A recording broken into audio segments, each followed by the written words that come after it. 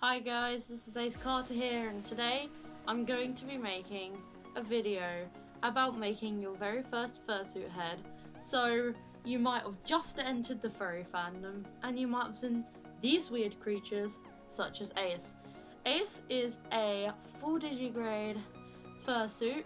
That is when the legs are slightly bent to be more animal shaped. I am not wearing him at the moment, as you can tell, because it is hot. Probably just entered the furry fandom. Maybe you have a persona or you haven't got a persona. Well, I am here to talk about how you can get started making your very first fursuit head.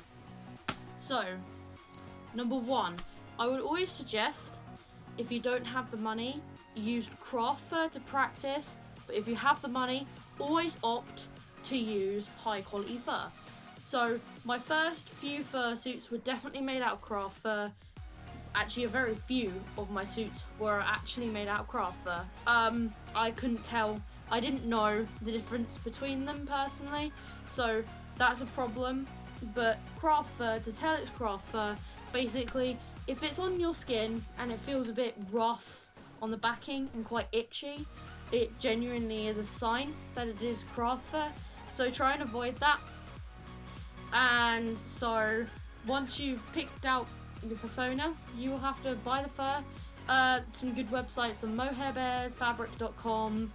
Mohair Bears is very much one in the UK, really. There are a few others, but I personally get mine from Mohair Bears. There's some UK shops that sometimes sell fur, like Fabric Land. That's very discounted if you want to like buy cheaper fur from there. So yeah. Okay, so to begin your fursuit, you are going to want to make a base. You are going to want to make a head base, preferably out of foam if it's your first. I would not suggest going onto resin, as it can be a bit harder to learn how to use. I have used it a few times and sometimes it can be a little bit frustrating. It doesn't stick down properly because it's a polymer plastic. It kind of like the glue doesn't stick down properly, so that's a problem. But I would prefer opting to use foam. So you will have to make the right muzzle shapes. Maybe what I use instead of a bucket head. Bucket heads are a very good method to begin with, but they are not a method you should stick with. What I do is I use a balaclava method. This suit isn't by me. This is by a good maker by the name of Chaotic Creations. And a balaclava head doesn't normally have a back to it, and they're quite compact and easy to fold and move around, and they're automatically lined because they are built onto a balaclava. But what you then do is what you would do is make the balaclava out of lycra or jersey. Personally, I use a really quite kind of thinnish jersey or lycra. No, lycra I mean. And I kind of just make a template and just sew it. I wouldn't suggest getting a store-bought balaclava just because then you can't pull out the lining. But once you have done that and you make your base, or you start to make your base, you need basic shapes. I would suggest using paper and pen to see different shapes of the muzzle and stuff like that. You can be sure to Google it and other stuff like that to make it easier for yourself. Remember, use real references. Always have references with you. Make sure you have a ref sheet of the character that you are making. Otherwise, you have no references of the species and other stuff like that. So, once you've made your base, what you are going to want to do is what I normally do is to properly line it onto the balaclava. So, you normally sometimes do an X where the eyes are and you pull the balaclava through. The same with the mouth, you pull it through. Again, this is just the way that I do it, but another way is you can have a full face of foam instead. Some people do that, some makers do that. Personally, again, I don't. I like my fursuits kind of compact, and also I always suggest using the balaclava method just because you have so much more breathability. If a person is using a bucket head, it normally means they're starting off, or they're doing like a more chibi head. That's genuinely what it's for. But yeah, so once you've done that, you're going to want to line the mouth. So to line the mouth, you tape it up and you then sew. Well, what you're going to want to do is make sure there is no line of foam. So you're going to want to cover as much foam as possible. Preferably see no foam at all. So I kind of cut it into 2 halves and sew these bits here, because my mouths are huge, as you can tell. Very good ventilation in my suits. So make sure your mouths are quite wide and keep them nice and ventilated. Once this will become a habit after a while, your mouths will become bigger, better ventilation, better vision as well. But once you have done that, you are then gonna want to add teeth or whatever. Personally, I make my teeth out of Fimo and seal them with Mod Podge. He does have some shading on his teeth with acrylic, so his is a bit more thing. But what I also do, a bit more detailed, but what I also do is add Velcro, just so you have that chance to make a tongue, like a posable, movable tongue that you can kind of move around. In there, I normally just hot glue it on. And also, what you are going to want to do next is make sure you have a booper. Personally, this is what you call a plushie nose. So this hasn't got foam in it, this is actually plushie. That's hence why I put a squeaker in it.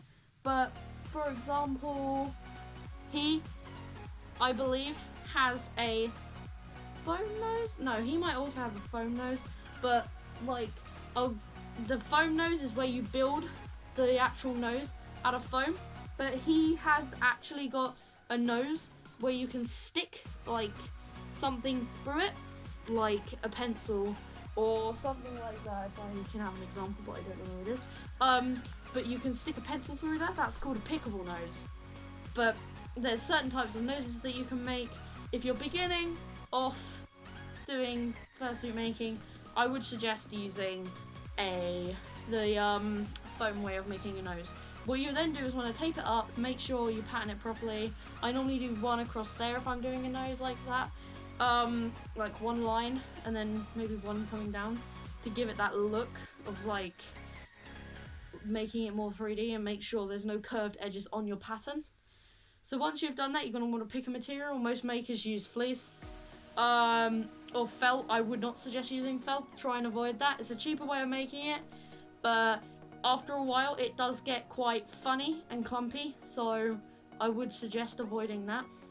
So once you've furred your nose, you're going to want to start furring your base or make some ears. Well, you got to make sure that the ears are the same kind as the species. I've seen this so much in fursuits. They're like, oh, it's an otter, but the ears look like wolves. You need to make sure the ears are right, and if you want them wobbly, make sure you can attach them on the balaclava, which is a way to make them quite wibbly wobbly. This is what I've done with him. It's not as wobbly as I would have tried, but I ended up sewing them so they're not as wobbly as if you were to glue the seam. That's why. But once you have done your ears and stuff, you're then gonna completely tape the base. What I do is I use masking tape, but there is a better tape to use. You can use cling film. The better way of doing it is using cling film, and using duct tape is actually the better way of doing it. But yeah, once you duct tape that up, normally I make eyes then. But with making eyes, you're going to want to use a thing called foamies. And then also buckram in the eyes. This is how you see out the eyes, which is actually a see-through mesh, so you can't see me, but I can see you. To paint the eyes, I use acrylic.